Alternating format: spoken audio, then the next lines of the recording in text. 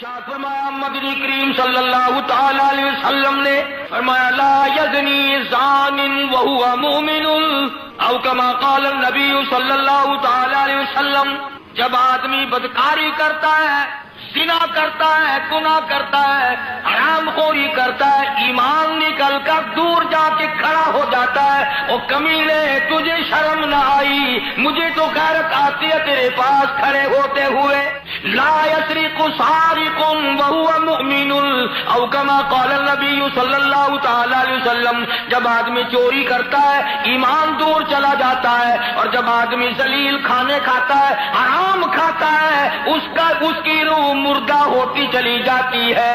روح کی ضرورت ہے اللہ کا ذکر، روح کی ضرورت ہے نماز، روح کی ضرورت ہے نیت کا صاف اور صحیح کرنا۔ چنانچہ جس زمانے میں لوگوں کی نیتوں میں خیر ہے پھر سارے معاملات میں خیر ہی خیر ہے۔ جس زمانے کے لوگوں، عوام اور حکام، چھوٹے اور بڑے، امیر اور غریب، مرد اور عورتوں کی نیتوں میں فطور ہے، سارے معاملات میں پھر فطور ہے۔ اس لیے قرآن کریم نے للکار کی آواز دی، فرمایا ظہر الفساد فی البر والبحر، ظہر الفساد فی البر والبحر، فساد مچ گیا زمین میں، زماں میں، خشکی میں، تری میں، محلے میں، بازار میں فساد ہے، فتنہ ہے۔ فرمایا بما کسبت ایدی الناس، اللہ پاک نے اعلان کر دیا، پہلے بتا دیا، یہ جتنے بھی جھگڑے، یہ جتنے بھی فساد ہے، یہ جتنی بیماریاں ہیں، یہ جتنی پریشانیاں ہیں، فرمایا تمہارے ہاتھوں کی کرتوت ہے، بما کسبت ایدی الناس۔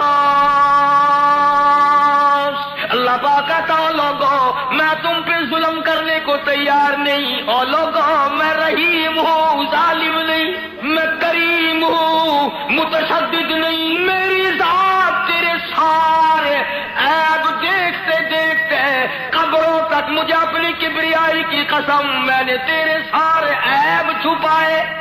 اللہ پاک فرماتے ہیں او ذرا غور کرو، ذرا سوچو، تیری حرکتیں میں نے کبھی بیوی کو نہ بتائی، بیوی کی حرکتیں کبھی خامن کو نہ بتائی، بیٹے بیٹی کی حرکتیں ماں باپ کو نہ بتائی، ماں باپ کا کمینہ پر میں نے اولاد سے چھپا لیا۔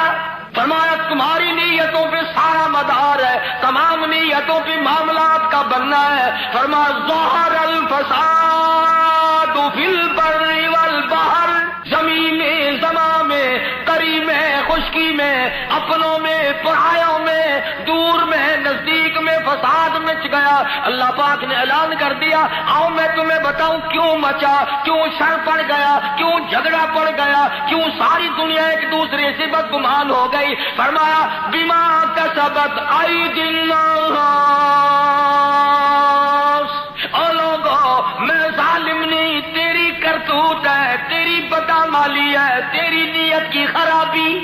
الہی آخرت میں سزا دینا تھا، یہاں کیسی سزا آ گئی؟ فرمایا لیذیقہم، ہائے ہائے، فرمایا میرے بندے اب بھی میں جھٹکے تھوڑے تھوڑے اس لیے دیتا ہوں شاید تو شرما جائے، شاید تو میرے دروازے پہ جھک جائے، شاید تجھے غیرت آ جائے، دن کو یاد آ جائے، شام کو یاد آ جائے۔ اور فرمایا میرے بندے تجھے اپنے رب کا جب بھی خوف آئے، جب بھی ڈر آئے، جب بھی میرے قہر سے تو ڈرے، رات میں، دل میں، صبح میں، شام میں، جس وقت تیرا دل کرے توبہ کرنا تیرا کام ہے، تجھے دریائے کرم کے گوتے میں پا کر دینا میرا کام ہے۔ عرض یہ کرنا چاہتا ہوں کہ ہم لوگ اپنے آپ کو جنت کے وارث بنائے پھرتے ہیں، جنت کے ٹھیکیدار بنے پھرتے ہیں، نماز کی پابندی ہم نہیں کرتے، قرآن کریم کی تلاوت کو ذوق شوق سے ہمارے یہاں نہیں رواج۔ میں تو دیکھتا نہیں کہ کوئی عورت دن میں منہ بناتی ہو کہ آج ہمارے گھر میں کسی نے تلاوت نہیں کی، ہمارے گھر میں آج لعنت برسی ہوگی رحمت کے بجائے۔ پورے سال میں اگر گھر میں قرآن کی تلاوت نہ ہو، عورت کو افسوس نہیں، مرد کو افسوس نہیں، بڈھی مائی نہیں افسوس کرتی، کوئی چھوکری افسوس نہیں کرتی کہ ہمارے پورے گھر میں قرآن پڑھنے والا ایک بھی نہیں، اور یہ آج نہیں پڑھا گیا، کیوں نہیں پڑھا گیا؟ نماز کی طرف سے کوئی افسوس نہیں کرتا۔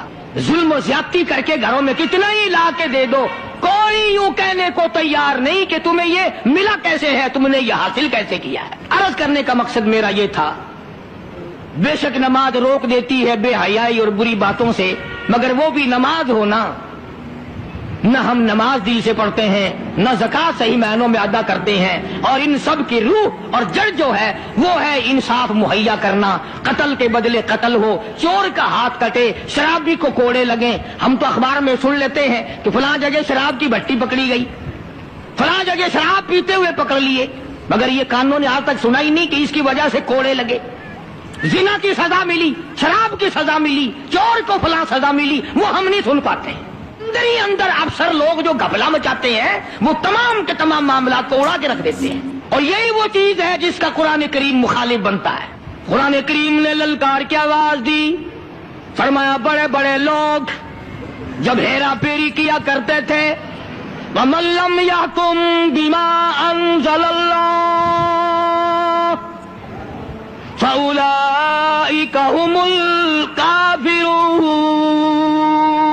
یہ وہ لوگ ہیں جنہوں نے اللہ کے نازل کردہ کام کے خلاف فیصلے کیے، تمام خلاف اس کی عدالتیں قائم کی، پرواہ نہ کی، سوچا تک نہیں۔ کہیں فرمایا وَمَن لَّمْ يَحْكُم بِمَا أَنزَلَ اللَّهُ فَأُولَٰئِكَ هُمُ الْفَاسِقُونَ۔ قرآن کہتا ہے جو لوگ میرے قرآن کے خلاف بیٹھ کر فیصلہ کرتے ہیں، اللہ کہتا ہے یہ فاسق ہیں، یہ فاجر ہیں، یہ بدکار لوگ ہیں۔ میرا عرض کرنے کا مطلب منشا یہ ہے کہ ہم ایک طرف سے اپنا دامن صاف کرتے ہیں تو دوسری طرف سے گندگی آلود رہ جاتا ہے۔ اگر مرتے وقت یہ حال ہوا تو ناکام ہو کر کے مریں گے۔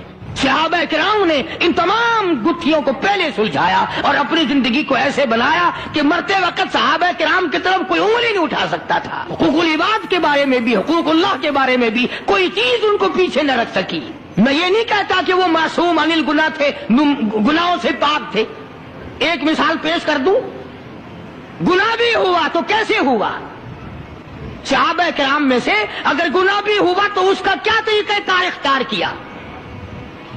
ایک عورت ہے، اس کو کسی نے شراب پلا کر اس سے بدکاری کی، اسے حمل رہ گیا، پیٹ رہ گیا۔ مسجد میں بیٹھے ہو، خدا کا واسطہ دے کر کہتا ہوں ذرا سوچنا، جب عقل آئی، ہوش آیا، دیکھی کسی نے نہیں، مخبری کسی نے نہیں کی، اطلاع کسی نے نہیں دی، خود چل کر آئی دربار رسالت حضرت محمد الرسول اللہ صلی اللہ تعالی وسلم کے دربار میں، اور آ کے عرض کرتی ہے یا رسول اللہ انی قد ہلکت، ہرنی کالی کملی والے مجھے پاک کر دے، مجھ پہ اسلام کی حد جاری کر، میں ہلاک ہو گئی، میں برباد ہو گئی، گناہ کر بیٹھی۔ کتنا خوف ہے اللہ کا، کتنا ڈر ہے اللہ کی عدالت کا۔ سرکار دو جہاں حضرت محمد الرسول اللہ صلی اللہ تعالی علیہ وسلم نے یوں منہ پھیر لیا، پتہ نہیں کس حال میں عورت یہ بات کہہ رہی ہے، پھر اس طرف آ گئی، آپ کے کہنے لگی یا رسول اللہ انی قد ہلکت، کالی کملی والے میں ہلاک ہو گئی، برباد ہو گئی، طہرنی مجھے پاک کرو، مجھ پہ اسلام کا قانون لاگو کرو، جاری کرو۔ آپ نے فرمایا کچھ پی کے تو نہیں آئی اس وقت؟ کہتے نہیں۔ کوئی نشہ تو نہیں؟ کہ نہیں۔ کسی نے تجھے یوں ہی برنگیختہ تو نہیں کر دیا؟ کہتی ہے نہیں۔ کہنے لگی مجھے حمل بھی ہے۔ فرمایا اچھا اب حد نہیں تجھ پہ جاری کی جا سکتی، گناہ تو نے کیا، بچے نے تھوڑے ہی کیا، وہ بھی تو ساتھ مرے گا، اس کا جواب عدالت خداوندی میں کون دے گا؟ چلی گئی، بچہ پیدا ہوا، پھر بھی حضور کریم صلی اللہ علیہ وسلم نے اس کے پیچھے کوئی دائی لگا کے نہیں رکھی کہ جب بچہ پیدا ہو پتہ گئی نا اس کو فوراً حد جاری کریں گے۔ بچہ پیدا ہو گیا، پھر خود ہی جھولی میں اٹھا کے لے آئی کالی کملی والے۔ اب مجھے بڑا ڈر لگتا کبھی میری ہوئی موت آ جائے اور قیامت کے دن مجھے عذاب اٹھانا پڑے۔ انی قد ہلکت، میں ہلاک ہو گئی، گناہ کر بیٹھی، مجھ پہ حد جاری کرو۔ فرمایا اس بچے کو دودھ کون پلائے گا؟ لے جا اسے، جب یہ دودھ چھوڑ دے گا پھر تجھ پہ حد جاری کریں گے۔ پھر چلی گئی، 2-4-6 مہینے کے بعد بچے کے ہاتھ میں اندازہ لگا، صحابہ کرام کا خوف خدا دیکھ، سرکار مدینہ صلی اللہ علیہ وسلم کے غلاموں کا تقویٰ دیکھ، پرہیزگاری دیکھ، ان کا دنیا میں گزران دیکھ، 2-4 مہینے کے بچے کے ہاتھ میں ٹکڑا دے کر اور لا کے حضور کی خدمت میں بٹھا دیا اور ہاتھ جوڑ کے کہنے لگی کالی کملی والے آج واپس نہیں جاؤں گی، اب تو یہ روٹی کھانے لگا ہے، یہ میرے منحوس قدم اللہ کی پاک زمین پہ نہیں پڑنے چاہیے۔ بلانے کوئی نہیں گیا، گرفتار کر کے لانے کوئی نہیں گیا، صرف خوف ہے آخرت کا، ڈر ہے دل میں قیامت کا، اللہ سبحانہ و تعالیٰ کے قرآن پر ایمان ہے۔ تو گناہ بھی اگر کسی سے ہوا تو یوں کرتا تھا گناہگار، آج کی طرح تو نہیں ہے الٹا چور کوتوال کو ڈانٹے، جتنا زیادہ بدماش اتنا ہی زیادہ اور اوپر کو چڑھتا ہوا، اور ہم سب اس کی تائید کرتے ہیں، بڑے بڑے ایماندار دیکھتے ہم بھی تم میں ہی ہیں، ہم کون سے تم سے باہر ہیں۔ اگر کسی غریب پہ ظلم ہو تو ایک نیڑے نہیں آئے گا، کمزور کا ساتھ نہیں دینا، طاقتور کا ساتھ دینا، یہ ہے قوم کی سب سے بڑی بے ایمانی۔ بھلا کوئی پوچھے کار والا تیرا ماما لگتا ہے، صرف لحاظ ہے اس بات کا کہ یہ کار پہ چڑھا ہوا ہے۔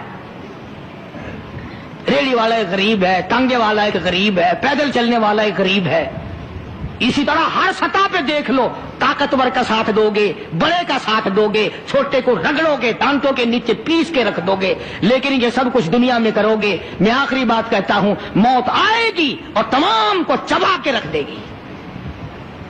موت آئے گی تمام کو چبا کے رکھ دے گی، نہ اس نے بڑوں کو چھوڑنا ہے، نہ اس نے غریبوں کو، نہ امیروں کو، تمام کو کھا کھا کر اس نے خاک کر دیا۔